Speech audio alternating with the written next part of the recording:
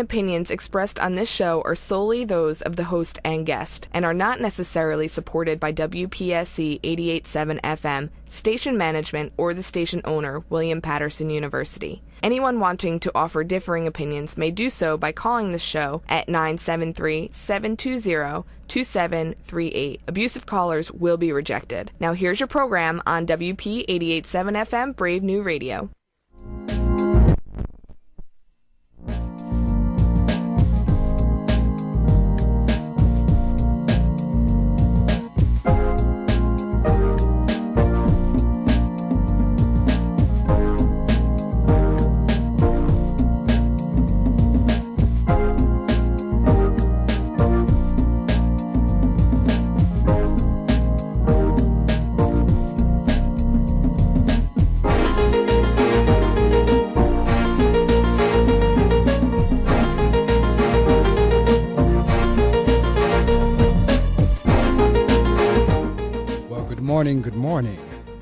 Good morning to you. And yes, the reading circle is indeed on this morning, even though we're a couple of minutes behind. That was a circumstance beyond my control. So if you can hear my voice, this is another edition of the reading circle with Marc Medley. My guest is on the line. I tell you what, to pick up a tailwind, what I'm going to do is normally, I read from 2 books to kick the show off. So this morning I'm going to skip that part and go directly to introducing our guest, since she patiently is waiting on the line. But I will give you the weather first. That I must do. So I'm going to let you know what's going on in the Wayne, New Jersey area. And then I'm going to introduce my guest and we will be underway. As you always hear me say, every now and again it happens. Now, this morning was the first time it's happened to me this way out of the 14 years that I've been coming through here. As you know, I'm the first show in the morning on Saturday mornings, and the studio is actually locked.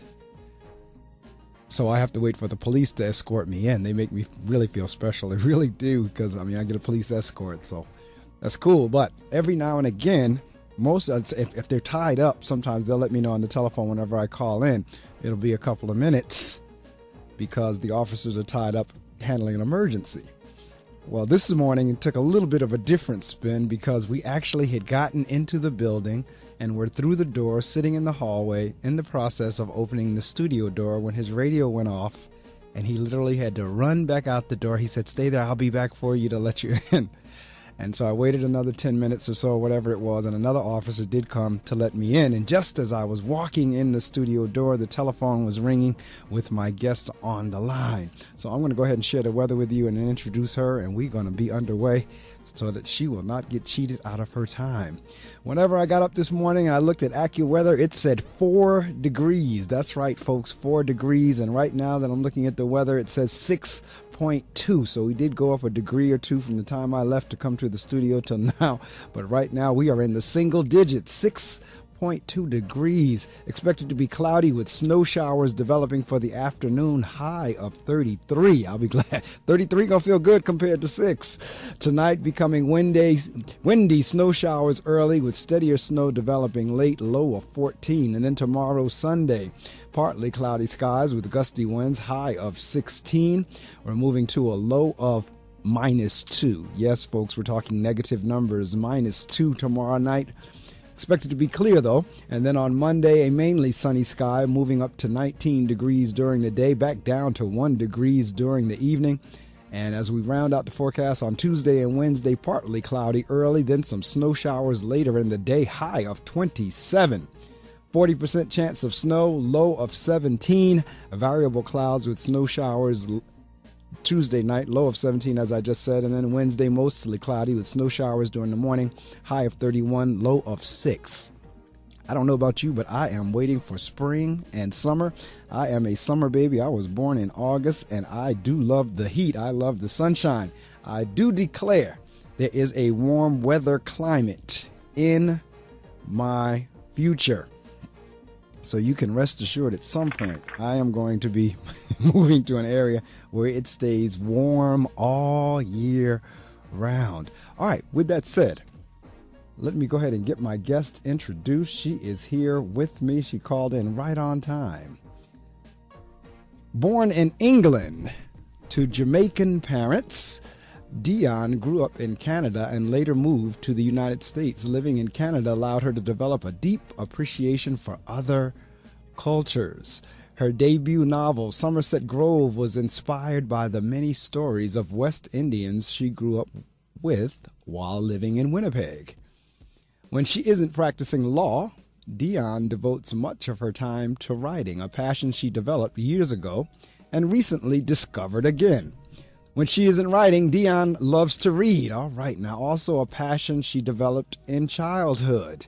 Dionne currently resides in Washington, D.C., where she is working on her second novel. By now, you've probably read my bio, so I thought I'd answer some random things about myself. And she has some questions on there. If you go to her website, you'll have the opportunity to see the questions in there. And so I'll answer the first one. What types of stories do you write and what are you working on now? She says, I write Caribbean fiction. My heritage is Caribbean and I'm just in love with the music, culture, and the people. So it's easy for me to incorporate that into my writing. My second novel, The Butterfly, is due to release later this year, and I'm working on a third novel that is set in Jamaica as well. I'm also working on some short stories. My guest this morning, and welcome to the Reading Circle microphones, is Dionne Peart. How are you, Dionne? Well, thank you. How are you? I am doing well, thanks. Just cold. I know.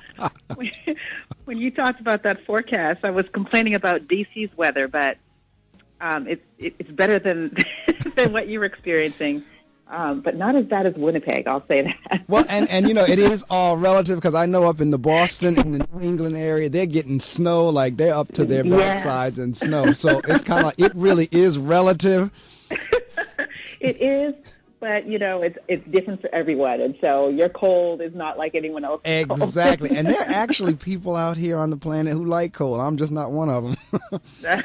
I agree with you. And see, you're born in the Caribbean, so I laugh with the Caribbean because my wife is from Jamaica. And, you know, we go back and forth, you know, every year, either every other year, and it's always warmish. But she actually grew up there and didn't move here till she was like maybe 23, 24, somewhere around there. She was in her 20s when she moved here. And I said, what on earth? And she moved here like into wintertime. And I said, what on earth was it like for you to come from a place that knew nothing of snow other than what they see on TV? Or cold for that matter, because these temperatures just don't get there. You just don't experience that. You don't know what that is. What is that? Right. What was that like? She said, you just wouldn't believe when I stepped off the plane. You want to go back on, right? So I'm always, it's interesting for me for people that are in different parts of the world with different temperature zones when they experience a temperature for the first time. Because I tell her, my mother-in-law, I said, your mother would never survive here. She said, no, she wouldn't. She's had no clue of what this temperature feels like. You can't describe it. You just have to experience it. It's true. You really can't. You cannot put like 6 degrees into words. It's like, okay, stand in the refrigerator. Go get in a freezer somewhere, like a meat freezer, and go stand in there to give you a feel for what no it's coat like. or anything. Just stand there. Just stand there. That's right. All right, so I'm going to share some information with our listening audience. Listening audience, you know the deal. Every Saturday we go through this. Get on all your social networks, all your social media sites, and tell them to tune in to gobrave.org because I have Dionne Peart on the air with me. We're going to be talking about her work, how she got started, and I can tell already I like her spirit because she's laughing, that we're going to have some fun throughout the next 45 minutes or so. So get on your sites. Let everybody know they need to be tuned in to the Reading Circle with Marc Medley on gobrave.org, and if you're in the northern New Jersey area, it is WP 88.7 FM.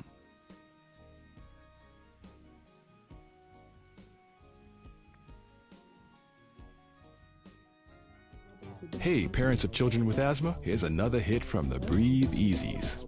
Don't smoke in the house. Don't smoke in the house. Don't smoke around the kids in the house. Don't smoke in the car. Don't smoke in the house. Don't break my heart with your secondhand smoke in the kids who can trigger the asthma. Preventing asthma attacks can be as simple as making your home and car smoke-free zones. For more Breathe Easy tips to help stop asthma attacks, go to noattacks.org. Brought to you by the EPA and the Ad Council. Hey, what's up? Thinking about you. XOXOXO. Want to snuggle. ... JK. Hit me back. You getting these texts? ? We should hang later. I miss you. Holla at ya, boy. Holla back. Holla back. Holla back. Are you at home? Where are you? What are you doing? OMG. You are making me mad. Are you with your ex? You better text me back. I'm waiting outside your house. Relentless, aggressive texting is like sending an angry robot to deliver your message. When does the robot become dangerous? Let us know at that'snotcool.com. That'snotcool.com. Brought to you by the Ad Council. You're listening to The Reading Circle with Marc Medley on Brave New Radio.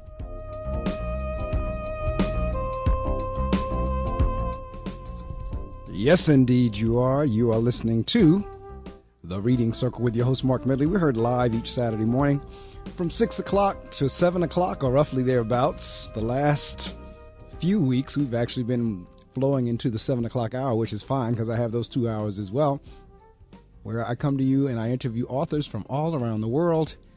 And then in the M&M hour, we put on the gospel music, the good news and song, as well as the 8 o'clock hour, Martha and Friends, which is also the good news and song, the gospel music. But I have the flexibility for whatever I do in these 3 hours, and I'm grateful to that. So if we run into the 7 o'clock hour, that's okay.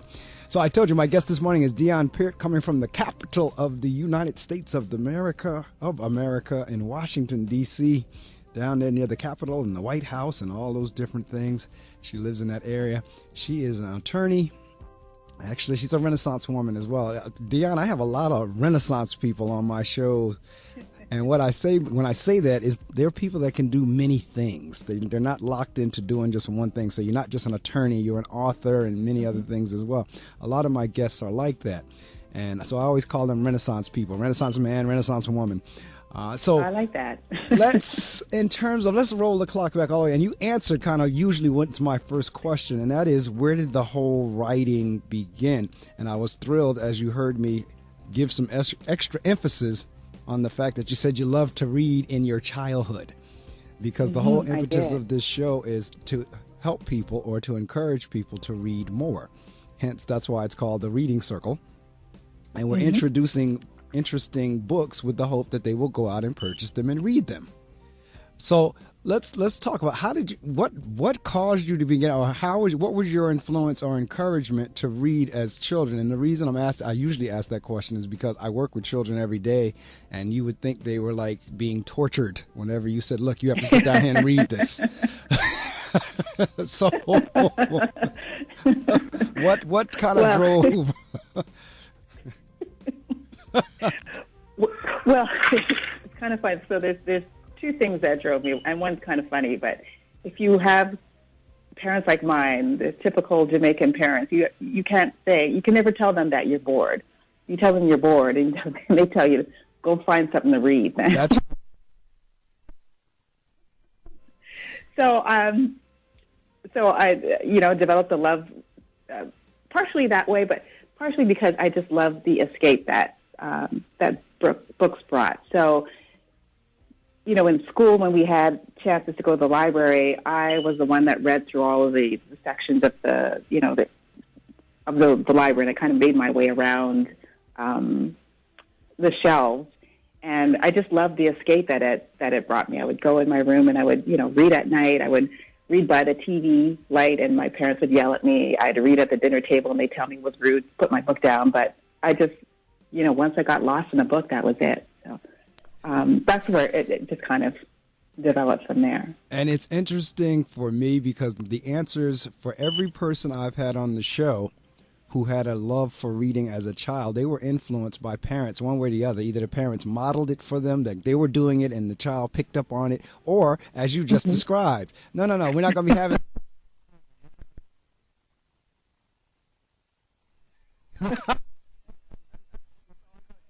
And that is like, for the community and the folks that I serve, that's a hard message to get across. That's a hard sell. Look, take home a book and read. Like, I don't care what you read about, just read.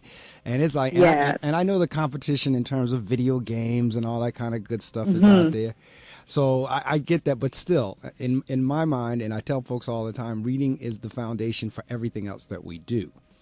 And the fact that you became an attorney is yet another testament to that, because I want to work our way up to that. So when you were in school, now I know you had your love for reading. Did you also have a love for writing too, or did that come later? Creative writing in elementary school was my absolute favorite class, and I was upset that we didn't get to do it as often as, math and science and social studies. So, but that was my favorite class. And I remember in the fourth grade, the teacher would give you a topic to write about, and kind of wrote about this swamp monster. And this little boy, Andrew, and I had this kind of creative writing battle. We were writing stories back and forth about each other. And initially, the teacher let everyone read their stories, and then it was just me and him, and we kept going back and forth with each other. And remember, the teacher came up to me and he said, are you okay with this? And I was kind of upset with him because he was ruining my chi. I was preparing to do my reading, and he's coming here and asking me questions. So, I'm fine. Get out of the way. I'm ready. So my first reading was in the fourth grade, and I guess I have to thank Mr. Capitani and Andrew, who tormented me or tried to torment me. See, and again, it goes back to teaching and influence. That's one of the reasons I love education, because we get an opportunity to touch the future. Now that Mr. whatever your teacher's name was probably didn't realize that now 15, 20 years later, even though you felt at that time that he was bothering you, the influence and the guidance and direction he's actually giving you. And yes, Andrew, you played a part in it as well. So I don't know if Andrew's listening, but if you are, you played a minor role in Dionne's writing also. But yes, he did. But again, creative writing, again, I'm going right down my street. I was the same way. When I was in high school, my music classes and my English classes were my favorite classes always. And creative writing, my creative writing teacher was Miss Fava. I remember her now in high school. Fava, Catherine Fava. I remember her like if she was sitting right here next to me. And so I can totally relate to what you're talking about. But listen, I'm going to roll the tape back even a little bit further, because you have an interesting, and I know Somerset Grove has some of that in there. What was it like for you now, or if you remember, moving from Jamaica to Canada? Well, I was born in England. My parents moved from Jamaica to Canada, to England. So your parents went from Jamaica to England to Canada. To Winnipeg, yep. Okay. Yeah, and so a lot of people in the Caribbean, particularly Jamaica, when they get to high school age, they move to England to finish school. And so my parents both moved separately there, and that's where they met. Got married, had these two really cute kids, and then moved to Canada. And so I grew up, I didn't really know England. I was a baby. Okay. So pretty much all you've known is Canada. Yes. Okay. Yes. Well, yes. All right then. So, yeah. Talk a little bit about, clearly cold and snow. Talk a little bit about growing up in Winnipeg then. Winnipeg, very cold. Very diverse, but there wasn't a lot of different there's a lot of ethnic groups, but not a lot of people in each ethnic group. So my parents would say they would go 2 weeks without seeing anyone that looked like them. And the same growing up for me in school. There were 600 people in our elementary school, and I think my brother and I were the only kids that looked like us.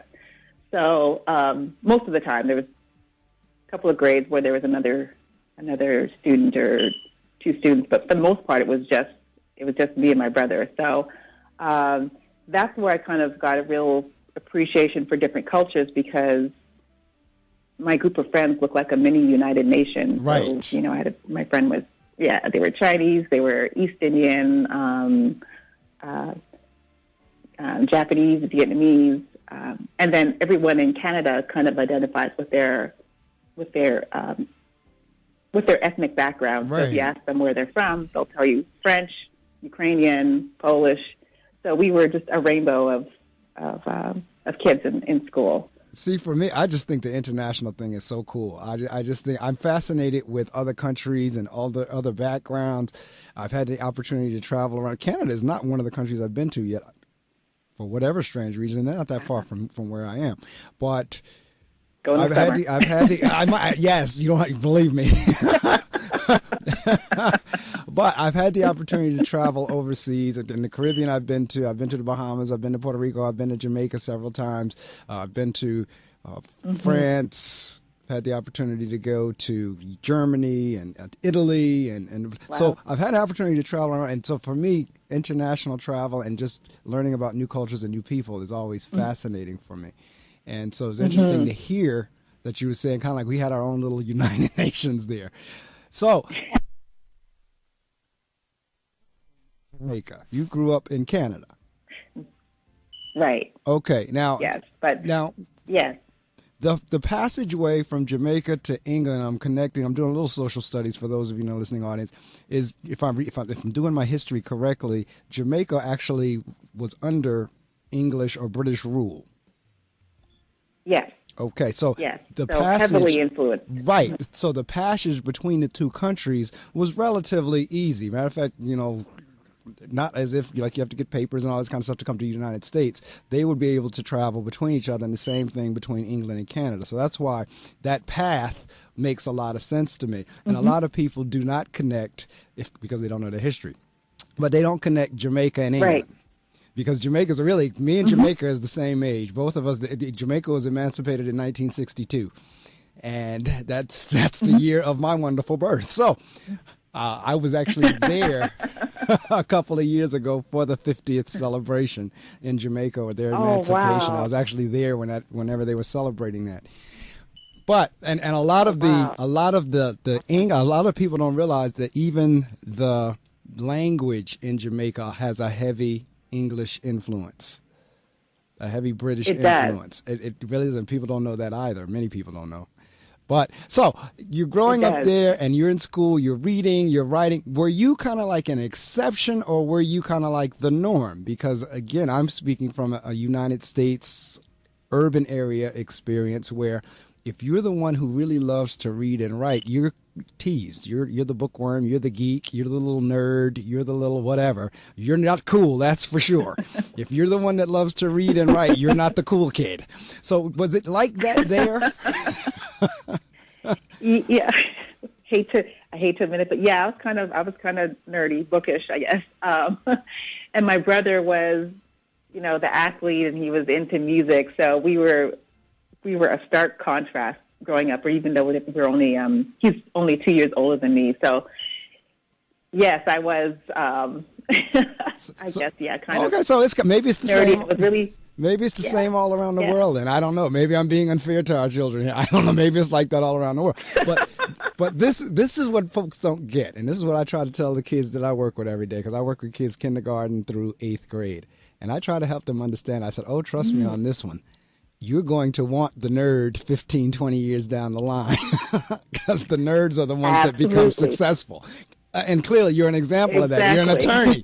You're a lawyer. You're a writer, amongst other things. So I always say, particularly the girls, I tell the guys too, but I know the trend because, see, I was one of those. I was the nerd. I was the bookworm in high school as well. And all the girls always fell for the cool guy. They always fell for the fighter, the guy that could fight, the guy in the leather jacket, the guy that was, with the, Mr. Suave, Mr. Cool. 20 years down the line, Mr. Suave, Mr. Cool is somewhere in jail. Or either dead or either not doing anything really productive. And now all of a sudden, when you get to your 20, 25, 30-year reunion, the nerd looks mighty attractive. You're doing what? You're a what? Exactly. Yeah, see? So I tell Audra, you want a nerd. So I tell my boys and girls, spot the nerd out now, because that's who you're going to look for 10, 15 years later. Yes, absolutely. So talk to me about, now you went through high school, you love to read, you love to write. To me, natural progression. How did you decide to become an attorney, or what was your path to becoming an attorney? Because we're going to work our way right up through that into now becoming an author. Well, when I was really young, people, my parents' friends would ask, do you like school? And of course, I would say yes because they want to please them, and I did like school. And they'd say, "What do you want to be when you grow up? Do you want to be a doctor?" And I said yes because I wanted them to be happy and to praise me for wanting to be a doctor. So up until the 9th grade, I was saying that I wanted to be a doctor, even though I hadn't really, thought about it myself. And in the 9th grade, they gave us those standardized aptitude tests that kind of tell you what career you would be best suited for. Right. And my results came back either attorney or English professor. And so I remember sitting in the salon one day with my mom, and I was annoyed for some reason, and she was telling someone that I was going to be a doctor, and I said, no. And she said, oh. And I said, I'm going to be a lawyer. And she just switched. Yeah, so she's going to be a lawyer, and then she's going to be a judge. And so my failed attempt at being a rebel ended up putting me on this path to be a lawyer. So after the 9th grade, I said I wanted to be a lawyer, and so I went through undergrad. And when I was in undergrad, I kind of said, I don't know if I want to practice law because all the lawyers that I knew just did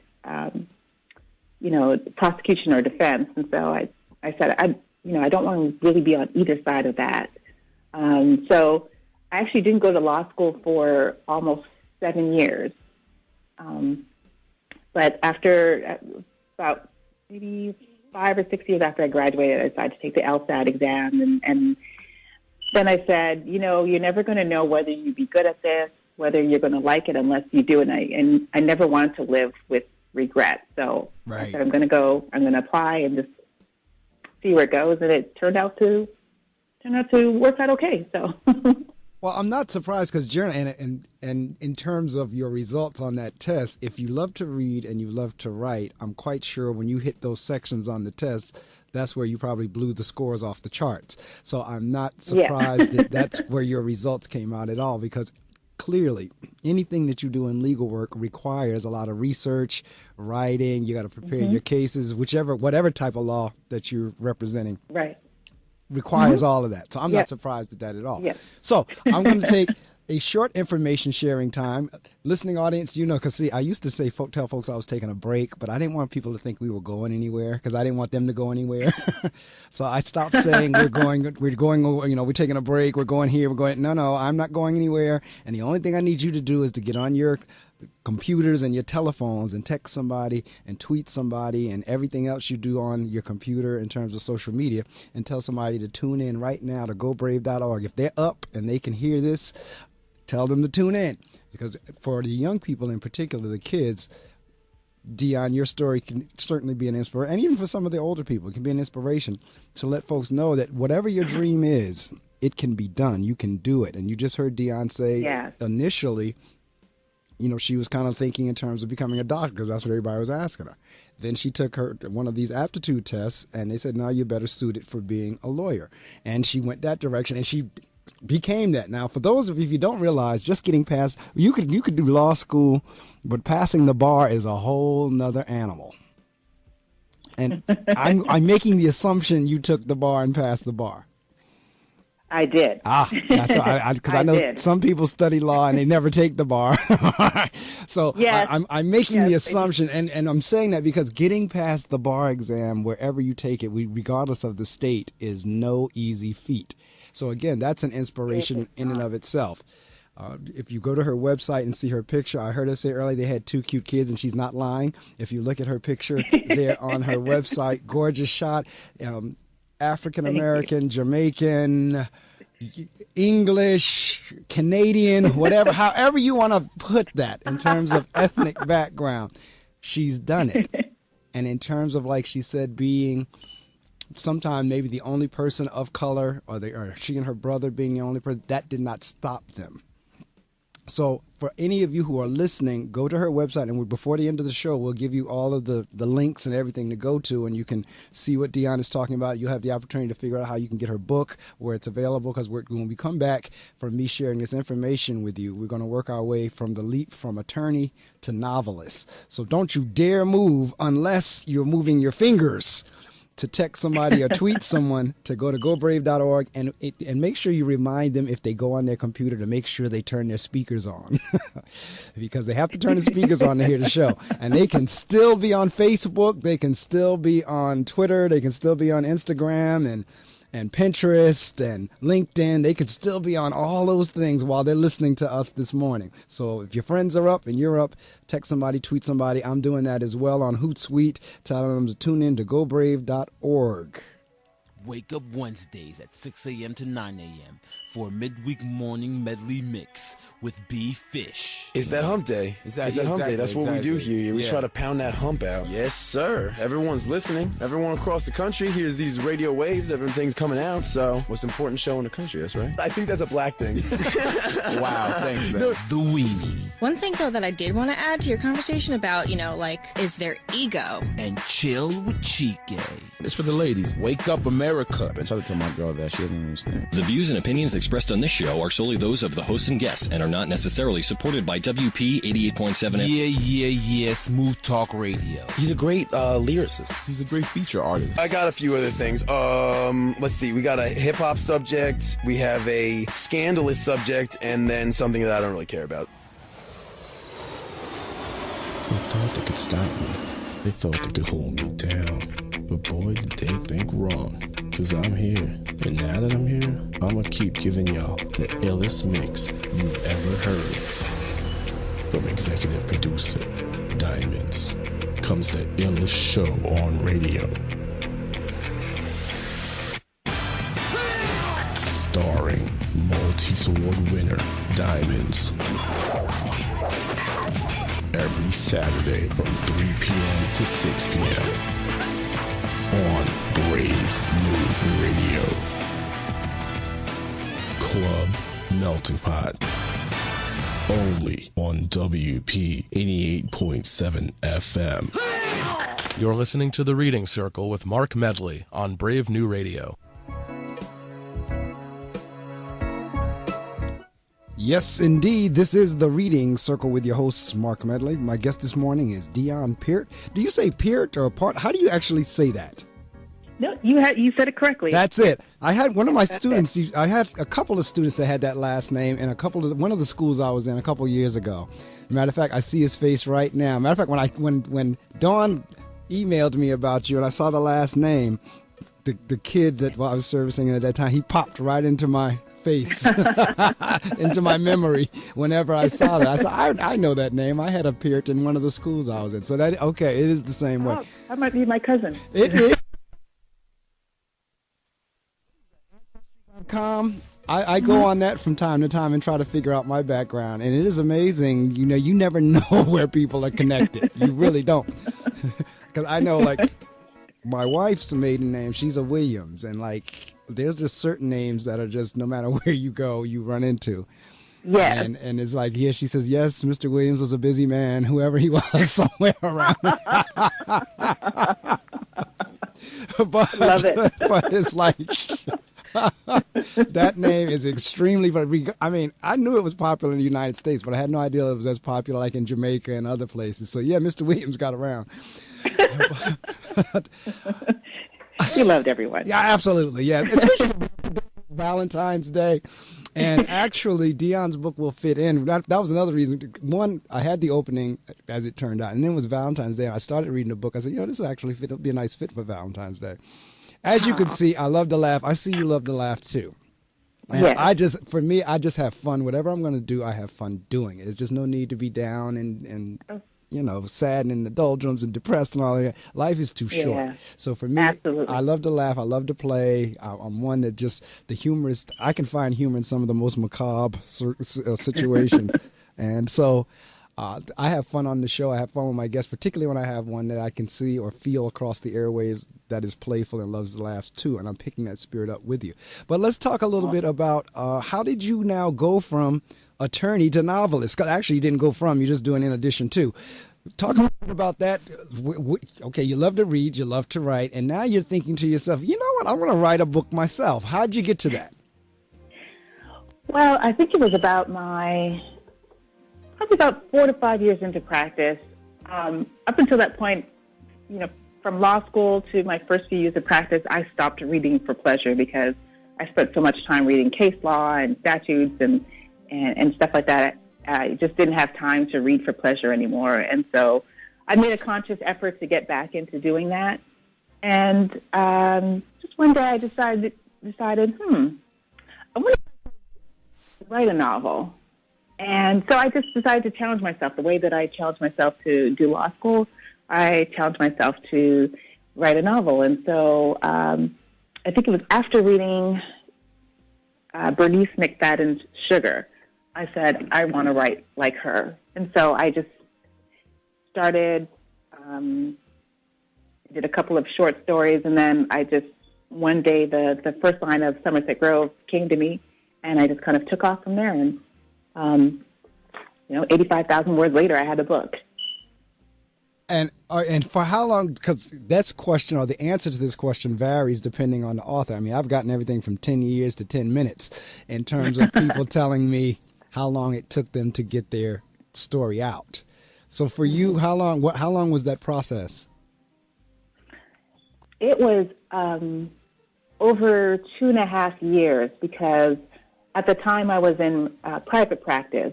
So, you have to bill for all your time, and you have to work 10 to 12 hours to get your 8 hours of billable time in. So litigation took up a lot of my time, and I knew that if I was going to do it, I'd have to do it when I could. So I just started getting up an hour early every morning, and I would try to get in at least an hour. Sometimes I only got in 30 minutes or 15 minutes even if I had a hearing that morning. But I just did a little bit every day and on the weekends. And so that's why it took me 2.5 years. But I did it, I think, almost every day. I maybe missed 2 or 3 days where I didn't work on it. Okay, listening audience, did you hear her? She said she woke up an hour earlier. Because I tease folks all the time. One, I'm not a very early morning person per se. I can do it, but it's not like something that I do for the love of. It's like if I could wake up in the later part of the morning, like 8 or 9 o'clock in the morning, that would suit me just fine. But I know I can't do that. But did you hear her say she woke up an hour earlier? And where I'm going with this is people who have a passion or really have a drive or a dream, they do what they need to do.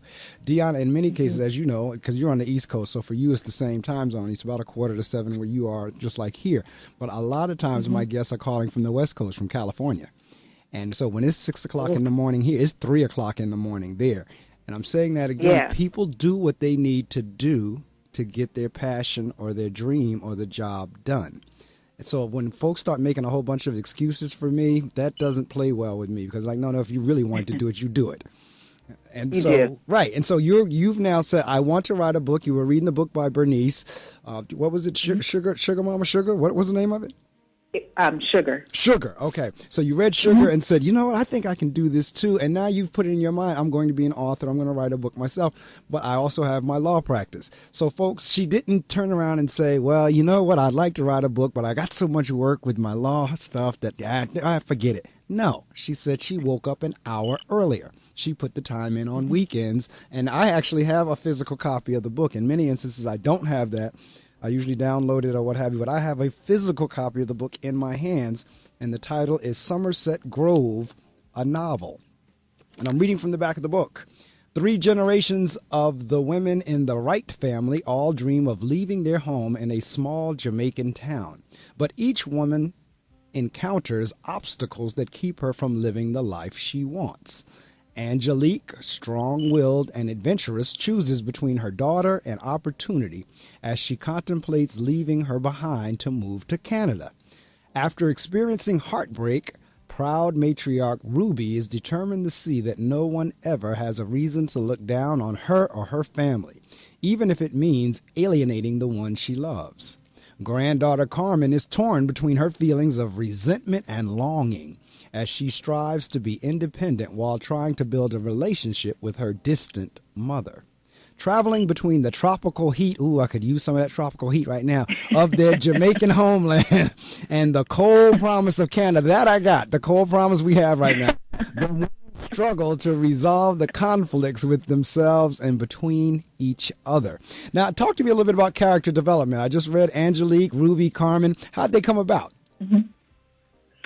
Angelique is kind of a compilation of a number of women that I knew growing up in Canada. So, there's always that friend that you have that's kind of street savvy, right, and can.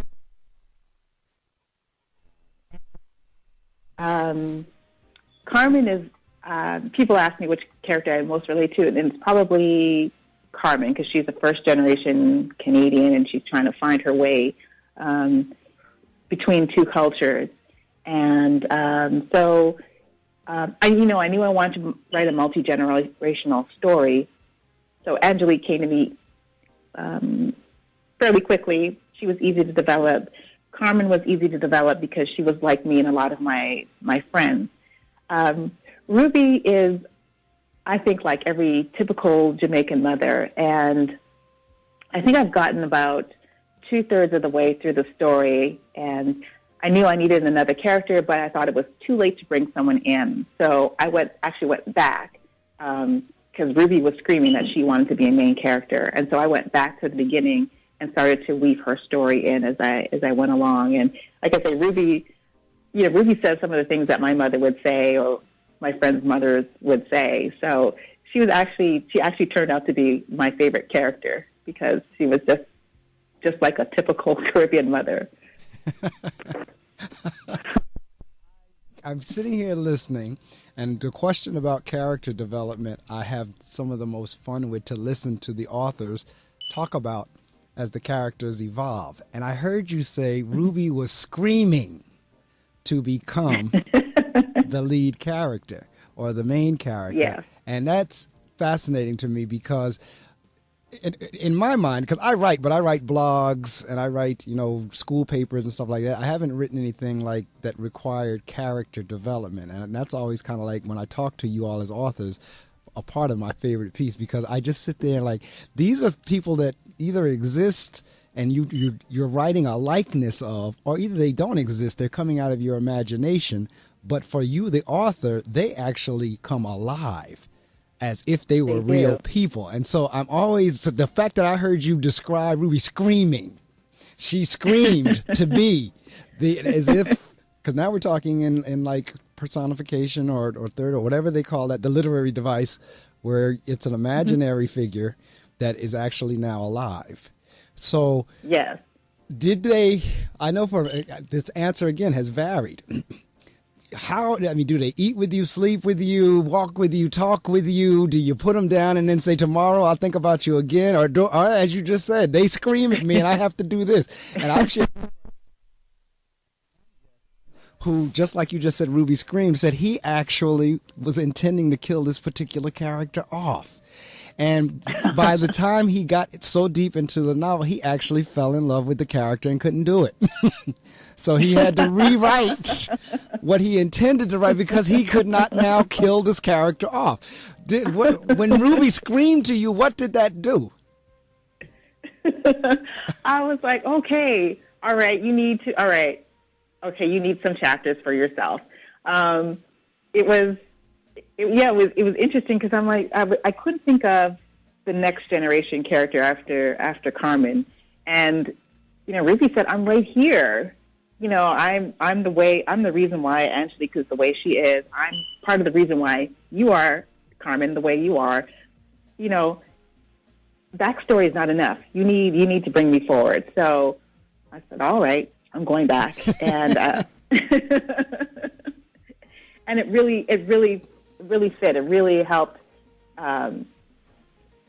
It understand the reasons why Angelique was the way she was, and I think without developing her story, you would kind of get this one picture of who Ruby was, and she comes across as mean in the very beginning of the story, but as you start to read and learn more about her, you know, she's saying, don't judge me like that. This is the reason why I am the way that I am, and the reason why I want Angelique to be a certain way is because of my experiences. And so she becomes kind of a sympathetic character as you start to move through the story with her. So,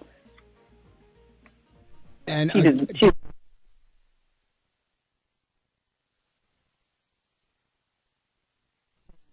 do they walk with you, talk with you, sleep with you, and go to the bathroom with you, and like on the bus and on the train and in the office with you? Are they ever not on your mind? That's where I'm going whenever you're writing a story like that. They are, and sometimes, you know, I think you always need to keep reading when you're writing, and so, you know, in the morning I read while I'm on the train going to work.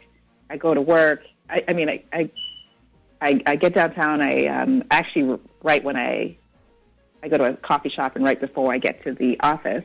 And so partway through the day I'm working and I'm thinking about reading again. I'm thinking, what was that book about with the woman with that was the one I'm writing. Okay.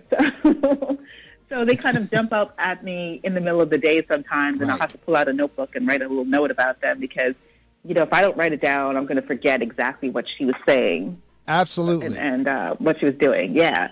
Because I know I interviewed Omar Tyree, and I said, Omar, where you get your ideas from? He said, while I'm not a TV fan, I watch a lot of TV and movies. So a lot of times there might be something going on in the plot that may jump off an idea for me. And I would imagine that as you're coming across people and you're watching scenarios and in law, I'm sure you come up with scenarios that are like, you know what, that would make a fascinating part in the novel. Pamela Samuels Young, she's an attorney and author as well. And a lot of her cases have made like kind of storylines for her within her books. So I would imagine like some of the scenes that you've even seen from the legal side would kind of like influence some parts of the plot. They do, and sometimes it's people. So sometimes I'm just sitting in a meeting and somebody's saying something or doing something, and I'm studying them, and you'd be interesting. And so I may take someone that's totally like one of the characters that Angelique has a relationship with is sort of influenced by someone that I was working with, and I was sitting in a meeting and I was watching him and I was like, he seemed, you know, I don't know why he was standing out to me, and so I developed a character that was sort of based on him, sort of like had his mannerisms and the kind of person that almost would get run over by Angelique, and so he made it in there. He doesn't know who. I'm never going to tell him, but but he did. So people do influence you, and sometimes you're just sitting on the metro and you see someone and you kind of develop a story around. That's right. Who they are, just based on what they're doing or what they look like or their mannerisms. Yeah. So now, did Andrew make the book?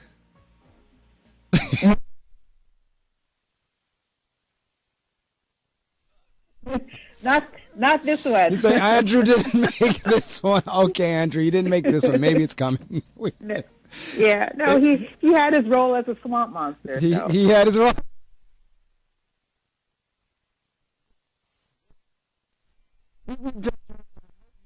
Since we've begun, we normally kick off at 6 on the dot, and this morning it was a couple of minutes late, so I hope nobody did not like turn off their computer because they didn't catch us. Well, actually, I had the music going at 6, so maybe they hung with us. But if you have joined us, my guest is Dionne Peart, calling all the way from Washington, D.C., and we're talking about many things, but mainly and chiefly is her novel, Somerset Grove. And this is her first novel, and I read in her bio she's actually working on her second and third. Whenever now, okay, your colleagues, are they aware that you're an author? They are, and it was interesting because I didn't want to tell people initially. I didn't, you know, people can understand when you go to medical school or law school or business school, but when you say, especially after you've done that, when you say, I want to be a novelist, you anticipate that they're going to look at you like, what? No, what are you thinking? You've got a solid career and you want to go and do something that's can be unpredictable. But I started to tell a couple of people, and they were really excited. And actually, a lot of my law colleagues told me, I always wanted to write a book. And so it was interesting that people started to tell me about how they were interested in doing that when I told them that that was what I was doing. So when I was at the Attorney General's office, they actually did held a reading for me. So all of them know. And the agency that I'm with now, there's a growing circle of people that know about it, but I still kind of keep it a little bit separate. But anyone that knows me knows that I'm an attorney and an author now. But see, that's what I meant earlier when I was saying Renaissance woman, Renaissance man, or what have you. Those are the type of people who are not afraid to step out to do more than one thing. Mm-hmm. And that's exactly what I was getting at. It's kind of like what you just described. Well, folks are kind of like, well, that's kind of unpredictable. Why would you do that? And you have a solid career. I didn't say I was going to put down my solid career. I said I was going to do this in addition to. And I can relate to that because I remember years ago, I was in corporate America because I've done varied things as well. Because for me, it's kind of like I said earlier, life is just too short. So if there's something I really want to do, I go ahead and make ways to make it happen because, hey, we get this one shot. Why not? So I was established in corporate America, and I always wanted to go in the Air Force. So I actually put my corporate career on hold to go into the Air Force for a while. I went in there and then wound up serving in the National Guard, in the Air National Guard. But it was a wonderful opportunity to be around airplanes, of which I love. Well, people looked at me cockeyed as well. They were like, wow.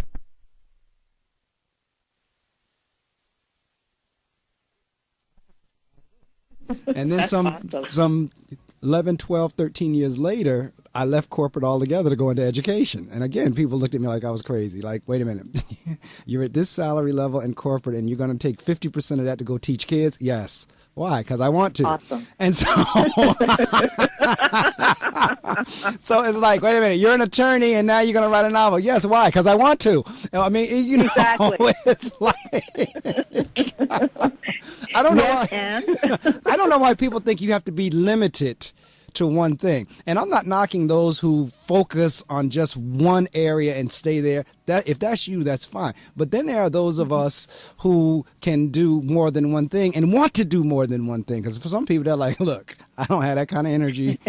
I ain't going there. I'm just going to do my one little thing. I'm going home. But for those of us that want to do some more things, we should not be, again, it's back to that little nerd thing whenever we were in school, when we were kids. That's just our personality. So I totally connect with people that can move beyond just the one thing and can do many things. And I think so you never want to live with regret. Right. You really don't want to look back to say, wow, I wish I coulda. I would rather try something and it doesn't work out and just say, well, you know what? Hey, I gave it my best shot. That wasn't for me or whatever. At least I tried it. I got the experience and I learned from it and I moved on into something else.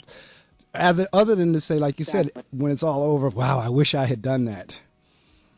Yeah. Because for me, Ty, you heard me say me and the Emancipation of Jamaica are the same age. And that time, those 52 years now, soon to be 53 in August, have gone extremely quick. I look back and say, "Why? I can't believe I've been on the planet for almost 53 years." And I can remember things going back to when I was 8, 9, and 10 years old, just as if it was happening right now. So I say all that to say, life sails by extremely quickly. And so whatever it is you want to do, whether you want to do multiple things or not, don't sit back because time is sailing. So I applaud you. Right. For being able to do your legal work and at the same time, because it's almost like you said earlier, the reading for you was like an opportunity to escape or to go into an adventure. And I'm sure the writing is specifically something that's more on the novel or the fiction side that's in stark contrast to legal has to be an escape as well. It is. Even when I go on vacation, first thing in the bag is my netbook. I write on a netbook. So that's the first thing in the bag because it doesn't matter where I am. Even if I'm relaxing, if I'm on a beach somewhere by a pool, I've got my laptop. That's my escape. So it's what I love to do. It's how I relax. So I have to do it. I know that's right. We're at the top of the hour. I'm going to flip us over into the next hour, and we'll continue on for a few more minutes because I am enjoying the conversation. I know I cheated you out of a couple of minutes getting into the building late. So I'm going to go ahead and do what I have to do in the 7 o'clock hour, and then we'll talk for a few more minutes. But you just hit on something else, which is you just said even if I'm on the beach or on the train or the plane or whatever, I have my netbook with me. I'm on that. I'm writing. That's how I relax. Now, that statement for some people is like heresy. Like, what? Like, that means you're never off. That means you're always on. But what people, because I'm the same way. That's why I'm relating to that statement. I go nowhere without my iPad. It's like, and I literally mean nowhere. I saw a statement one day that they said President Obama goes nowhere without an iPad. I said, I'm the same way. I go nowhere without it. Nowhere. Not even to the bathroom. My wife's like, are you crazy? Why do you take that in there? It's like, I'm reading. I'm doing this. I'm doing that. I'm on Twitter. I'm on this. But that's relaxing for me. That to be able to do those things on the iPad or the netbook or whatever, or writing or what have you, is for us, we type of people, that's our relaxation. For others, it's like, that's too much stimulation. So I'm going to do what I need to do for the 7 o'clock hour, and then we're going to come right back. Actually, I'm not going anywhere, folks, and neither are you. You're going to let somebody know we're on the air.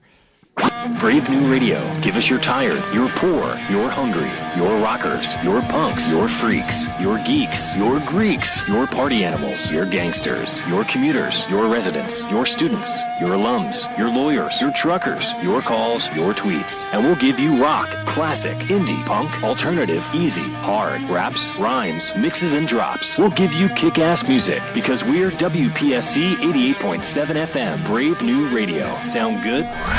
WPSC FM 88.7, Wayne, New Jersey. Part of the William Patterson Broadcast Network, Brave New Radio. Straight from the WP 88.7 FM Weather Center, here's your local forecast. Well, we haven't moved up too much since the last time I gave you the numbers. We're at 6.5 now. I think earlier we were at 6.4. Ooh. And now we're at 6.5, a whole point degree higher. Wow. 6.5 moving up to 33. 33 is going to feel like 83 in comparison. Cloudy with snow developing. Ooh, the S word. 80% chance. High of 33, low of 14. Brisk winds tonight, cloudy with snow. And it's hard to believe it's actually going to be colder tomorrow night. 15 as a high, -2 as a low tomorrow night. But it will be clear, but -2. Monday, mainly sunny sky, high of 19. And then during the day, or shall I say the evening, a low of 1. Tuesday, except for a few afternoon clouds, 20% chance of precipitation, high of 27, low of 16. And then for Wednesday, mostly cloudy with snow showers around in the morning, high of 31, low of 6. Okay, well, that's the weather brought to you right here from the WP 88.7 FM Weather Center. Dionne, I saw in your bio, one of the questions was favorite time of year or something along those lines, and you said springtime. Oh, I know why. Say, I am awaiting spring and summer like nobody's business. I'm ready to get out on my bicycle. I'm ready to get out without all these coats, hats, and gloves on. All of it. I mean, I'm ready to. You're down there with the cherry blossoms, so it's like I'm waiting to see the cherry blossoms and all of that good stuff. I'm just ready for this cold and snow and everything else to go. Now, I always tell people, don't get me wrong. I am grateful and thankful to still be alive. I'm grateful and thankful to still be able to feel the cold. But I felt it now, and I'm ready to feel some warm. I'm ready to feel some heat. If you've just joined us, my guest is Dionne Peart. She is author of Somerset Grove. That's her first novel. She's working on her second and third novel, as well as when she's not a novelist, she's an attorney. And when she's not an attorney, she's a novelist. And amongst many other things, I am sure. So talk to me a little bit about your second and third one. Is it a continuation of Somerset Grove, or is it something totally different? Both of them are totally different from, actually all three books are pretty different. The second one is called Butterfly, and it is about an attorney in D.C., and no, it's not based on me, but she is in, she's kind of in personal and professional transition. She kind of fell into her law career and is not enjoying it, and so she takes a position with the U.S. Attorney's Office. And as her work life starts to come together, she starts to question one of her friendships. And she learns a secret about her friendship that could derail their friendship and her career. So it's not, cause the reason I asked that question is a lot of times authors, particularly novelists, will say, you know what, this is pretty good, I'll just make a series out of it.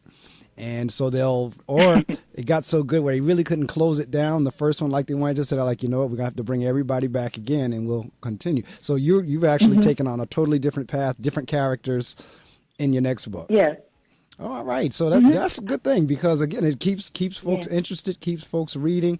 And you're doing that. Now, I know you said you didn't want to do there was two types of law you mentioned that you said you really weren't interested in. What type do you do? Well, I'm general counsel for a district agency, so now I do all types of law. It's whatever comes through the door, whatever issues people, the executive team has. So it'll be employment law, contract review, advising them on legislation, just a variety of things. Now, again, I talked earlier about young, attractive, successful.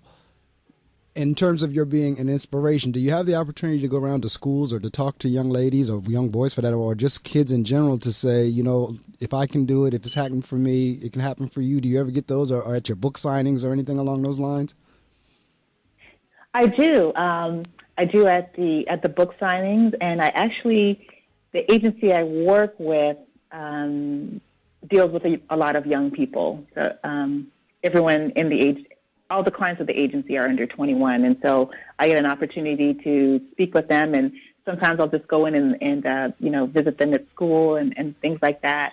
So that is the fun piece. And when I actually met a young man who was about, I think he's 16, and he's actually written his first novel, and he's working on a second one. And I said, we have to do a book signing for you. So he was really excited about that. I actually,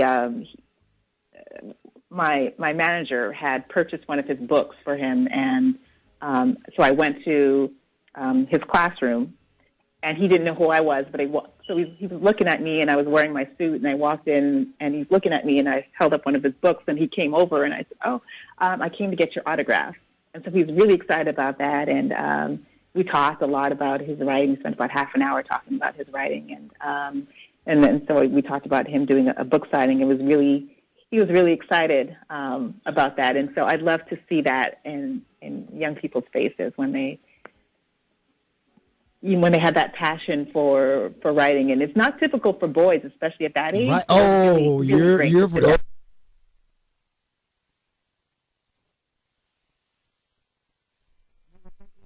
rack, like, you know what, spread from the all fours, like had them up by their arms and their feet, and like, no, all I want you to do is read this book. Can you write me a little essay on so no, the fact that you're acknowledging a young man at 16 that is writing and is looking to publish books, so forth and so on, no, we have to definitely encourage that.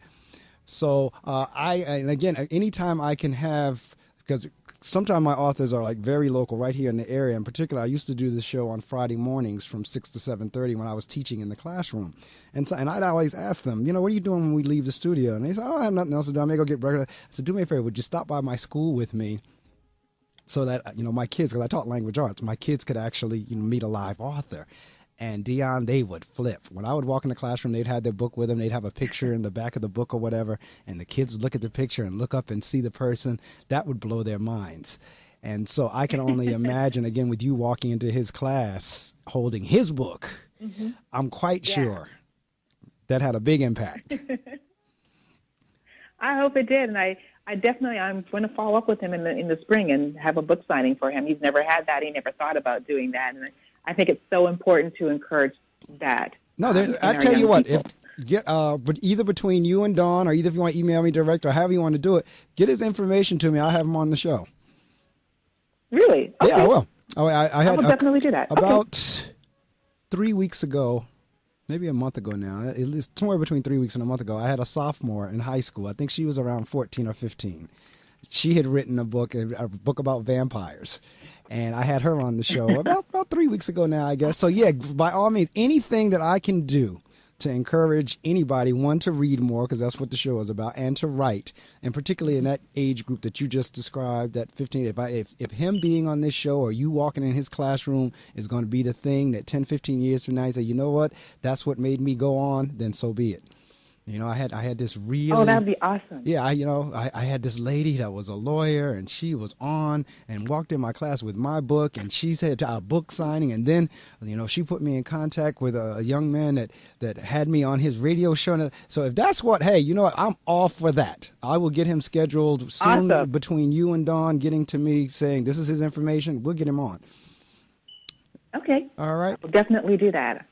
All right, so I'll tell you what, we already know you got the second and third novel coming up. Any book signings coming up in the Washington area or anywhere for that matter in the United States? Because we're down to the last few minutes. This is your opportunity to promote your websites, the book, anywhere you're going to be. We could say anything in these few minutes with the exception of a dollar amount.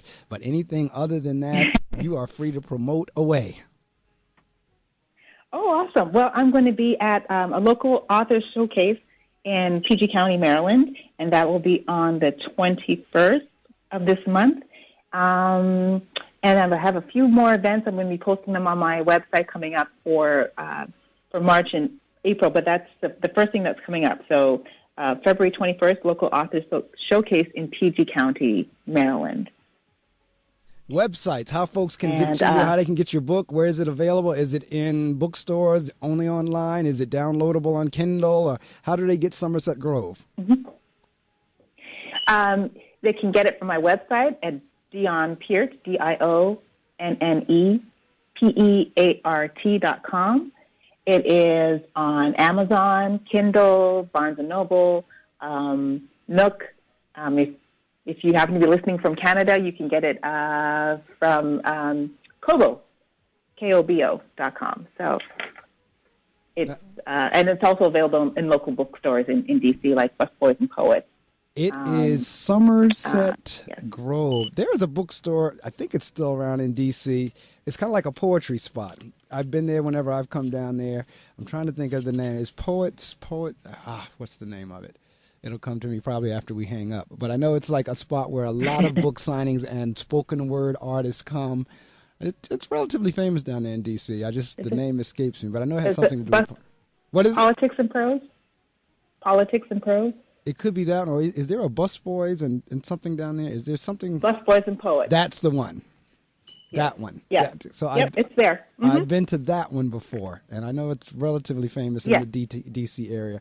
And okay, that's the one. It is. And and it's available there. Okay, so wherever you may go, and the beauty about technology now is, if it's not in the store, it can still be in your hands within a 2 to 3 day period between either having it shipped to you or shipped to your bookstore. There's no way in 2015 that if you want a book, you cannot get it, unless it's just not printed. But if it's printed and it's available, they can get it to you. Because, as soon as I walk in Barnes & Noble, and if we don't have it on the shelf, but we'll have it to you in 2 days. Or you can go online at the websites, and then UPS or either FedEx or the Post Service or whoever will bring it to your door. So there's no reason for you not to be able to read. The book is Somerset Grove. You said your site is DionnePeart.com?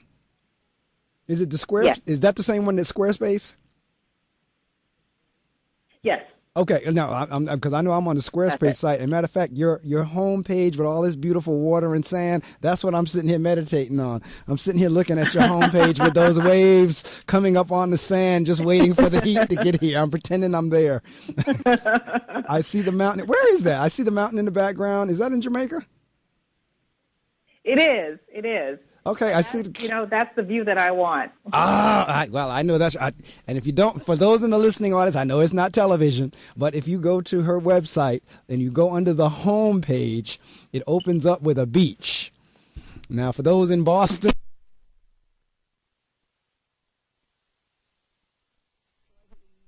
You just heard me say 6.5 degrees.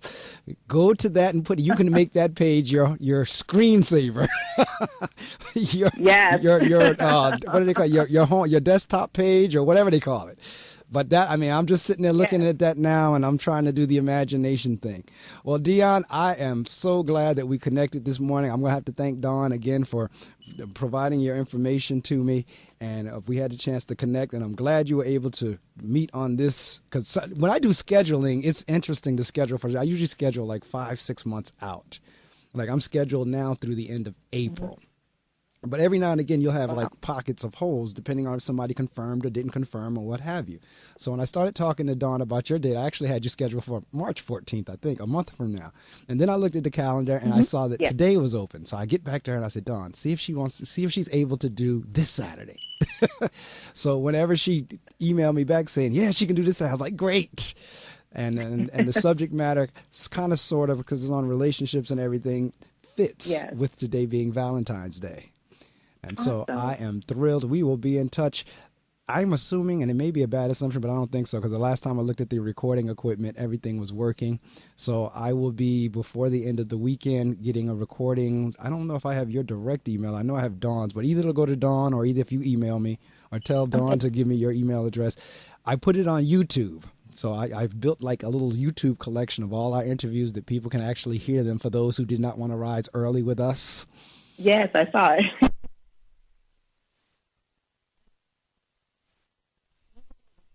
Recording is good. It's still better live, but I know everyone is not an early bird. Everyone doesn't like to rise at 6 o'clock in the morning on a Saturday, so they get a chance to hear it on the YouTube version. And you can send that out or post it anywhere you want, whether it's on your websites or send it out to family and friends or what have you. It's yours to do what you want to do with. All right. Thank you. Well, I had a wonderful time. I did as well, because again, I love talking to people who love to laugh. I really do, and it's just something I just can't do the glum thing. I just can't. And so no, let me put that back. I just won't. And so to get somebody that loves to laugh and is playful and, spirited in life, that's a good thing, particularly this time of morning. So I know. No, we're able to pull that off. So I appreciate you. So I don't know if you want to take a nap or go back to bed or start writing or whatever it is that you want to do. Just have fun doing it and be blessed doing it. And have a great Valentine's Day, and we will be in touch. You too. Thank you so much. All right. Take care now. Bye-bye. Okay, you too. Bye-bye. Well,